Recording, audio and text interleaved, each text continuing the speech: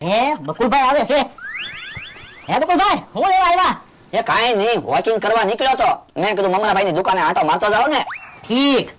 શિયાળો હોય ને એટલે હું કસરત કરવા નીકળું જ તે. તંદુરસ્તી તો રહે. શિયાળો છે તો સિંગનો બનાવેલો સિંગપાક ખાઓ. સિંગ પાક સિંગનો જ બને, કઈ સૈયાનો ન બને. ઈ તો મને ખબર છે, પણ વાડીમાં વાવેલી સિંગનો સિંગપાક બનાવેલો છે. એ સિંગ વાડીમાં જ થાય, કઈ સિંગ મશીનમાં ન બને. પણ ઘરની વાડીમાં વાવેલી સિંગનો સિંગપાક બનાવેલો છે. ગોળા હું ફેંકો, તમારે વાડી છે. એ હું ભલે ગોળા ફેંકું, તમે તો વોકિંગ કરો. એ હારું. હે અત્યારમાં બટાટા ભૂંગળા બનાવ્યા કે હું? હા, જેને ગળ્યું ખાવું હોય ઈ સિંગપાક ખાય, અને તીખું ખાવું હોય ઈ ભૂંગળા બટાટા ખાય. હા ઈ હાસું, તો લાવો એક બે બટાટા ખાવી. અત્યારમાં ઠંડી તો ઓછી લાગે. ઉભા રહ્યો બકુલભાઈ, બોણી છે હો, પૈસા આપવા પડશે. હે તો થોડીક વાર રહીને ભૂંગળા બટાટા ખાવા આવું બસ. એ વાંધો નહીં. અને ઓલું હું વેસવા લેવા? હાબુની બાજુમાં છે ઈ તો બિસ્કિટ છે. હે બટાટા એમ તીખા છે હું? હે તમને કેમ ખબર? સુગંધ તીખી તીખી આવે છે એટલે કહું. સુગંધ તીખી તીખી આવે તો એટલી મજા આવે, તો બટેટા ખાવ તો કેવી મજા આવે? હા ઈ હાસું. હે ઓલું શું છે? હું હે બટેટું પાછું મૂકો, બટેટું પાછું મૂકો. પણ બટાટું મેં લઈ લીધું, હવે ખાઈ જવા જો ને. ના રે ના, મફતમાં બટેટું નથી ખાવાનો. એક બટેટું તો તમે ખાઈ ગયા. તમને કેમ ખબર? ખબર તો પડી જ જાય ને, રોજ આપણે હારે રહેવી. તો પણ હાલો ને, બટાટા ખાઈ જાવી. બટાટા કાંઈ વેચવા નથી. ના રે ના, બટેટાના પૈસા ઉભા કરવાના છે. પણ બટાટા નહીં વેચાય તો? બટેટા નો ક્યાં વેચાય? જાઓ તમે વોકિંગ કરો. એ હારું. દુકાને બટેટા નો વેચાય ને તો હમણાં વાડીઓમાં બટેટા વેચવા વયો જાઓ. ભોળા દાદા, આપણી બીજી વાડી આવી, અહીંયા બેહવું છે? એ ના ના, ઓલી વાડીએ વયા જાવી. એ હારું, તો તમે શાંતિથી હોઈ જાવ, હમણાં તમને ઓલી વાડીએ પગાડી દઉં. એ હારું.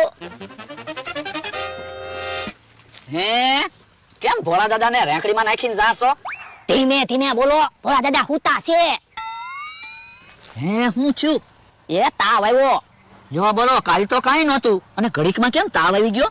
એ વેલા 5 વાગે જાગ્યા અને ઠંડા પાણીથી નાયા. જો બોલો, અત્યારે ઠંડી કેવી પડે.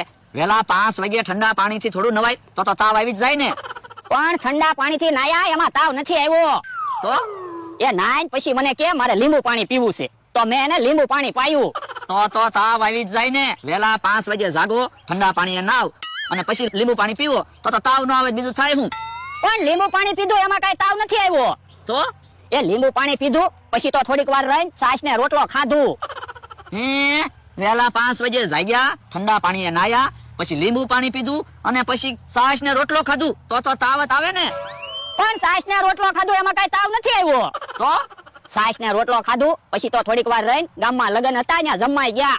5 લાડવા ખાધા, 5 ગુલાબ જાંબુ ખાધા.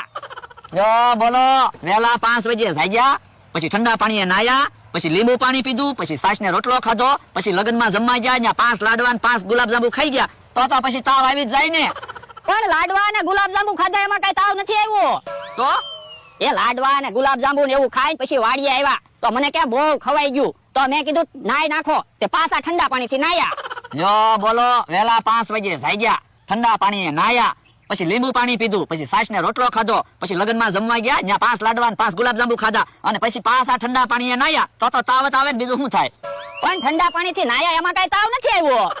તો પણ કેમ તાવ આવ્યો ઈ કે ને? મગજની નસું શું કહે?